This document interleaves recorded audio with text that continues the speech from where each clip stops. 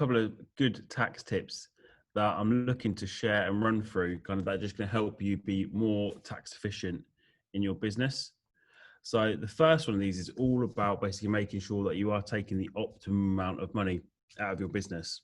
So most people have got a limited company set up, and they've got this money in there, they're building this rent roll, whereas now they've got the problem of how do they get this money out tax efficiently. So there are a number of different ways of doing this. The first and often the most tax efficient is by charging interest on your director's loan account. So that money, when you set the company up, that initial funds that you put in for the deposits, the refurb works, all of that kind of stuff, that's actually a director's loan account, and you can charge interest on this. It's a commercial rate of interest you can charge. So what that would typically be on a third party arm's length basis. So rates of 10, 20, 12%, absolutely fine. And this is taxable income for you, but it's a tax deductible expense for your business. So your company will receive corporation tax relief at 19%. And then if it falls within your first £17,500 worth of income, due to the use of your personal allowance and the personal savings allowance and the nil rate band, you will actually pay no tax on that income at all, which is incredibly tax efficient. Other possible ways of bringing money out of your company after you've maximised the amount of interest you can charge, definitely look at salary. For this current tax year, the most tax efficient amount of salary to take out of your business is £9,500. Anything over and above this, it's usually going to be dividends. So every taxpayer, you've got your dividend allowance of £2,000 per year. That's a use it or lose it allowance. So even if you don't need the cash from your business, if you can take dividends, take them out. And then you don't actually have to take the cash. You can actually just top it up to your director's loan account. So if you had £100,000 in there, take your £2,000 and just top it up. So at the end of that year, it's £102,000, and keep building that up over time. You can also do this with your salary and director's loan account interest. So a lot of people who are just starting up in their business, they don't actually want to take the cash out now, which is absolutely fine. So what you can do is, rather than taking the cash out, put it to your director's loan account and just increase the amount of money that your company owes you. So in 3, 4, 5 years' time, when you are looking to draw money from it, you've done all this tax efficient topping up of your director's loan account over the previous years. So you've got the maximum amount to take tax-free at a later date. And it doesn't really just stop there. There's making sure that you claim all of your possible expenses. So the biggest one that people, it's quite difficult to actually keep track of it, but by doing it, it does save you taxes, your mileage. So just when you're nipping out to one of your properties, you just nip into the estate agent, you just nip into Wix to go get some paintbrushes. All of these different mileage expenses are perfectly claimable. They relate to your property business, and you can claim them at 45p a mile if you're using your own personal vehicle. It's very easy to do 10,000 miles in your property business, especially if you're a hands-on property investor. So that's potentially £4,500 of additional expenses, which are going to come off of your profits. You come off your profit when we calculate your tax, meaning you're going to save 19% of that. And also it increases your director's loan account, which just builds up that amount you can take tax-free from your business. Other possible expenses, so if you're working from home, definitely look at trying to claim some relief there, whether it's the flat rate or if you're using a set area of your home office, be claiming an element of that. So you can, with a limited company, it's slightly different to a sole trader. You can claim the amount of variable costs. So if you're using more water, more heating, more electricity, you can claim the amount that you can actually apportion and justify directly relates to you using that for your business purpose. If you're an incorporated landlord, you can just claim a flat percentage of household expenses that relate to the running of that room. Definitely check with your accountant about that, because it can get a little bit complicated with the calculations. Other possible expenses, definitely look at mobile phones. So as a director of a limited company, you're allowed one mobile phone tax-free. It has to be in the name of the company. So if you want to pay monthly or a contract, it must be the business's name on that in order for it to be a tax allowable expense. But if you've got your husband, your spouse, your wife on the business as a director, they can also have theirs tax-free. So that's a great way of making sure that you're maximizing the expenses, because that's fully allowable in the company accounts. And then you don't pay any tax personally for benefiting from using that company phone. Other ways to potentially look at this, so if you're using company assets, laptops, iPads, all of these kind of assets which you are using for business purposes, you can also use them for an element of private use. As long as it's not significant, that's fine. And then that's a company allowable expense, and you won't pay any tax on that personally as well. And then other possible exemptions that you can look to claim. So a great one is called the trivial benefits exemption. And broadly what this means is that, so it's £50, but no more than £50 in each occasion, and you're allowed up to 6 of these per year. So £300 for a director. And it's essentially for any trivial benefits. The way we recommend this for our clients is every kind of couple of months, buy a £50 gift voucher from Amazon using the company debit card, and then you can use that gift card personally without having any tax to pay, because it falls within the trivial benefits exemption. The only condition for using this is that it can't be work related whatsoever, which is very easy to tick. Essentially, the way it's supposed to work is when you've got employees and small things like that, you might get them perhaps a box of chocolates on their birthday, a small Christmas gift. Yeah, trivial benefits. Yeah, trivial benefits exemption. Definitely look at that. It's £300 per year per director. So again, husband and wife, that's £600 of expenses that can come through the business. So fully tax deductible, Amazon vouchers, John Lewis vouchers, any kind of voucher that can't then be refunded and get you can't go back to John Lewis and say, yeah, here's a £50 voucher, can I get the cash back? They don't work like that. So any kind of voucher, that's absolutely fine. Fully tax deductible, so you're going to save your corporation tax at 19%. And also, you don't pay any tax personally for being able to spend these on your own purchases, your own clothes, whatever you want to buy with them. So definitely look at those. Another fantastic exemption is the annual events exemption. So you get up to £150 per year, again, per employee, per director. Yep, you can buy as the vouchers, absolutely fine. So yeah, again, yeah, you can buy 6 of those throughout your company year, no more than £50 worth at a time, but £300 cap per year. Husband and wife, it doubles up, so you get £600.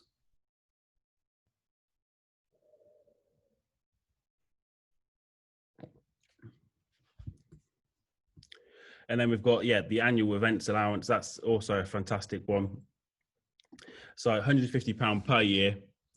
It has to be an annual event, so usually it's for the Christmas party, a summer barbecue, anything along those lines, but it can be for anything in your business. So for mine, I conveniently have a company annual event sometime around Valentine's Day, and that way it's a fantastic tax-efficient way of taking the girlfriend out for a company deductible tax-efficient Valentine's Day. Again, you know, similar things happen around birthdays. It's just a case of paying with that company, paying with that company debit card, and that way it's a tax deductible expense. Meaning we're going to save that corporation tax at 19%, and I'm not using my own money for it, yet I still get to benefit. So that's definitely another expense to look at. And then other ways is just basically looking at maximizing your director's own interest. So definitely look at doing that. But one thing I didn't mention earlier is that when you are doing that, you do need to get a loan agreement drawn up, and you do need to file something called a CT61 return each quarter where the interest is paid. So for that reason, we look at doing only paying the interest to the director's own account once per year. Again, that's something that your accountant will be able to help you with specifically.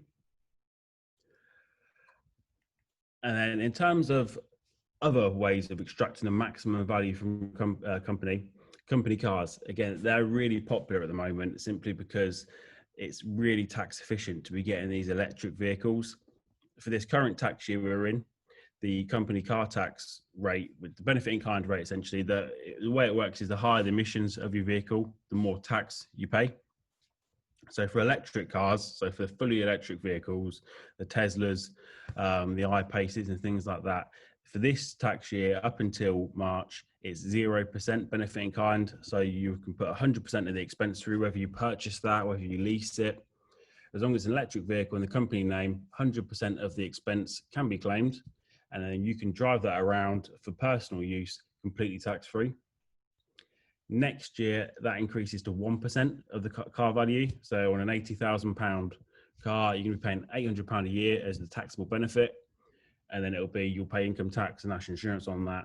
So it's a very, very small amount, a couple of £100 for driving around an £80,000 car, all through the company. And all of the road tax, the insurance, the running costs, all of that can be paid for by the company as well and included within that benefit amount. So it's actually more tax efficient at the moment to be driving around in a Tesla than a Vauxhall Astra. You genuinely pay more tax for a car, triple the price, which is, do you have a specific mileage? In what sense? To get the benefit, do you have to have done a certain mileage on business? So yeah, for an electric car, no. Usually, if you are looking at whether to get a car through the company or in your own name, and it's a petrol one, there would be a fine line between calculating whether it's worth it because of the amount of tax you'll pay. But for an electric one, because the tax rates are so low, 1% next year, then 2%, pretty much if you're doing some mileage personally, it's going to pay for itself and going to be definitely worthwhile. Thanks. You're welcome. Yeah, and then so that's definitely another way of doing it. So Joshua, quick question. Around, you mentioned about electric cars. One vehicle I've been thinking about is a pickup truck. Yeah. If you could run through what the sort of rules on that, because I think that's classed as a van, but if you could clarify what that is and what the taxable elements for sort of a pickup truck or van is, that'd be great. Yeah, absolutely. So with a pickup truck, it's slightly less tax efficient, simply because the way they do it is it's classed as a commercial, as long as it's actually classed as a van. There are some pickups, but I think they're double cab pickups where they're actually classed as cars rather than vans. But as long as it's a van, it's a flat benefit in kind. I think it's for this tax year is basically 3,400, I think it is, and then you'll pay tax on that at 20-40% depending on your tax rate. But with commercial vehicles, you only pay that personal benefit in kind when there's substantial private use. So the difference between say when you've got a car, if it's even available for you as a director or employee of that company to use, HMRC will look to sting you with a benefit in kind charge. And it's really difficult to prove to them it's not. They want it stored in a company lockup. Whereas with a commercial vehicle, you could do the odd trip for personal use, as long as it's not significantly used for personal use. That's absolutely fine. But on the basis that it's still tax efficient to get them, because you can put it as a company expense, and it's just that 3,000, the flat commercial vehicle benefit in kind charge that you end up paying. And then other possible allowances is making sure that you are looking at maximising your pension. So a lot of people are using pensions at the moment to invest in property. It's incredibly tax efficient to do so, especially where you are looking at doing more kind of developments, more planning gains. There are a whole host of different opportunities available for using your pension fund to invest in property. You can do this for a SAS, for a SIP, you can own commercial property. And if you've got your own limited company, you can make up to £40,000 per year in pension contributions. So this is fantastic because that's going to come straight off of your profits when we calculate that. So if you've got £40,000 of profits, you pay that as a pension contributions. All of a sudden your company's got no corporation tax to pay. And then your pension fund receives this completely tax-free, again, which is fantastic. So definitely make sure that you are looking at those because they really are great. They're tax efficient and that you can actually still use those funds, especially if you've got a SAS, you can do loan backs and loads of other fantastic things that allow you to still actually be hands-on with your pension fund and use it in property investment. Another thing to make sure that you fully understand is capital v revenue expenses. Often it's quite difficult to get confused between the two and leave it to your accountant. However, there are some accountants out there that don't fully understand this themselves and quite often want to take the safe side and put things through as a capital item when there's a really good argument that they should be revenue.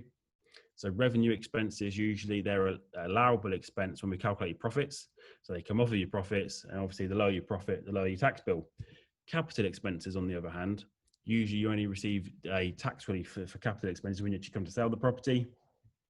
Most property investors probably don't plan on selling any of their properties. They're going to buy and hold. So you want to try and push where possible to get those through as a revenue expense, so you're paying less tax now. Other things to potentially consider. So if you've got a limited company, again, just flowing on from that interest we charged earlier, that is actually in the perfect combination. You could take £20,500 completely tax-free from a limited company. So the way in which you're able to do this would be by charging interest on your director's loan account. That would come to, so 12,500 using your personal allowance. You've got your savings nil rate band of £5,000 of income. If it's your first £5,000 of taxable income, you can receive that tax-free. We've then got your £1,000 personal savings allowance, which is another £1,000 of interest you can receive tax-free. That's 18,500. And you've also got your £2,000 a year dividend allowance, which takes you up to £20,500 in funds that you can take from a limited company completely tax-free. And this is per individual. So husband and wife, a family unit, that's potentially £41,000 in tax-free cash from your limited company. So definitely make sure that you are using that kind of structure if you're looking to take funds from your limited company. So in terms of kind of set things that I was looking to run through, that's what I've got to run through. But does anyone have any questions, and we'll do a bit of Q&A?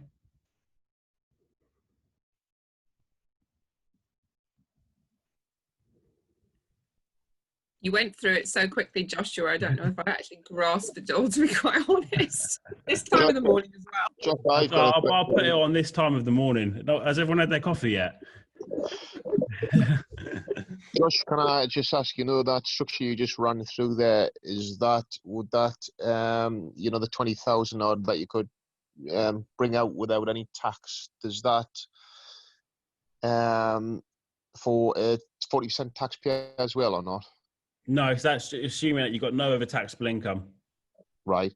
Next question. So the model is just to hold on to property, but if we were going to say dispose of one property and we lived there for a matter of time, we wouldn't be paying tax on it because it would be classed as residential. What is the rules around the time that we would have to live there?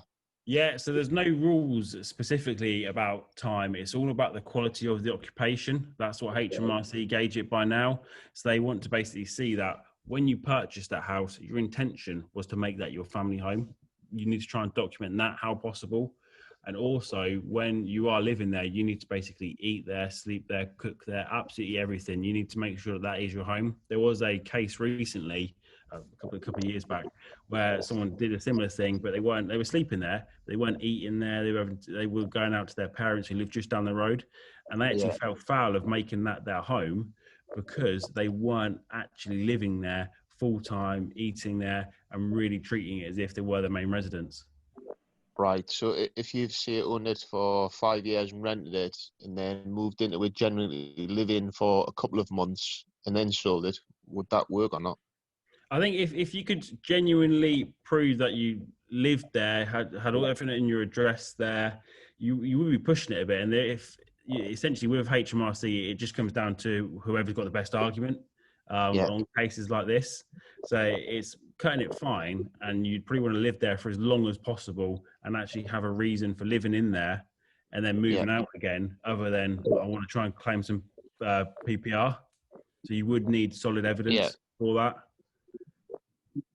All right. So on that same note then, Joshua, I've owned a flat for 35 years. I lived in it for the first 10 and it's been let out for the last 25. So, obviously I'm going to get stung potentially hugely with capital allowances going forward. I just needed to I want to understand the calculation. Obviously I've had to invest quite a lot of money on doing things like new windows, total redecks, electrics, etc., over the years. But so that's one thing. If I continue to let it and then decided to sell it, in terms of the capital allowances, what can I allow against that? And obviously the 10 years of living there, or ideally, would it be preferential for me to ultimately move back into it for a period of time, because I then won't potentially have any other property? And then does that get rid of the capital allowance, obligation? Yeah, so by capital allowance, it's a buy-to-let, so all the capital expenditure that you've incurred. Yeah, I mean, as I said, originally I bought it as my first home, and then I ended up becoming a landlord. So it's not in a company, it's still in my personal name. So it's just understanding what I can or can't do. Okay, yes, so any capital expense basically that incurred to buying the property, selling the property, you can claim that. And then any capital improvement that is still reflected in the asset on the sale. So if you did kind of put a new roof in, new boiler, anything like that, well, a boiler would be an allowable revenue expense, but anything that's a capital expense and it's still reflected in the condition of the property when you come to sell it would be an allowable expense. Mm-hmm. And in terms of the PPR, so you'll get it for the period you lived in. And if you move back in, you'll essentially get the last 9 months. So in your case, it probably wouldn't be worth it due to the length of time you've owned the property. Right, okay. Thank you. You're welcome.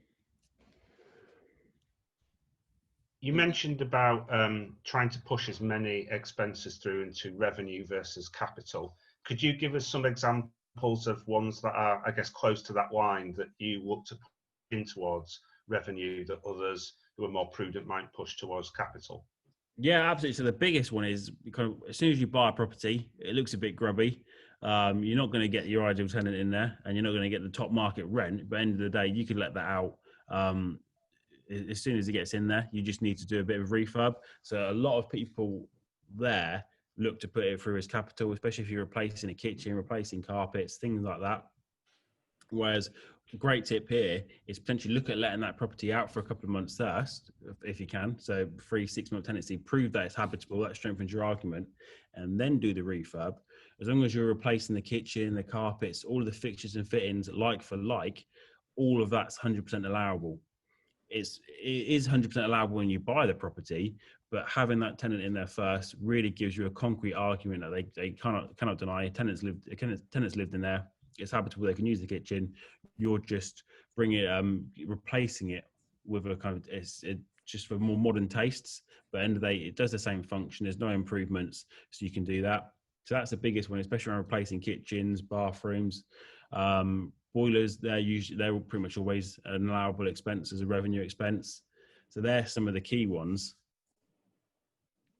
Josh, just on that, mate, you've actually just dealt with one of ours in Lancaster. It's Dave Nichols. Hello, mate. Oh, yeah. Yeah, we've got a HMO, obviously, that we've just done some work to. Yeah. The guys were out of there. We were in the process of, because it's a student one, swapping the tenants over to the new students. And in that period of time, we replaced the kitchen, replaced the bathroom. I think I jotted them down as capital, going down to capital gains. But in that case, would we be able to claim them against refurbishment? Yeah, definitely by the sounds of it. So you've not really improved the kitchen at all, have you? You've just replaced all the units with new ones. There's nothing, you've not made it bigger. You've not added new kitchen cabinets in. There's a few new bits gone in, but it's mainly old for new kind of stuff, really. Yeah, absolutely. Where it's old for new, we can look to claim that as a repair. Right, sweet. Nice one, thank you. You're welcome. Perfect. Well, Joshua, thank you very much for your time, mate. Thanks for coming on and sharing all of that value with the community there, mate. Yeah, you're welcome. My pleasure. Let's ask one more question, Paul, please. Of course, mate, yeah. Josh, like if we wanted to use your services for, say, one limited company that was holding property, kind of how would we reach you or find you, and kind of what costs would be involved? Yeah, so you can find me. I'll leave the link. So the best way to get hold of me is via my email, which I'm going to put in the chat box now. Joshua, JSM Partners.co.uk. I'm on Facebook, Instagram, YouTube. I'm pretty much everywhere. And in terms of costs, for a limited company that's holding buy-to-let property, you're looking at ballpark about £100 a month for all the year-end work, zero receipt bank, all that software, and any tax accounting support throughout the year as well. He does put up with a lot of my whinging as well, so he's worth it. Thank you. Perfect. Well, Joshua, thanks again, mate. Killer talk there, a load of content. I think you frazzled a few people's brains. But it will be available on YouTube, so you'll be able to go and watch it in slow motion. But mate, have a great day, and I'll speak to you soon, all right? Yeah, perfect. Bye. Thanks, Joshua. See ya. Cheers, John. Thanks.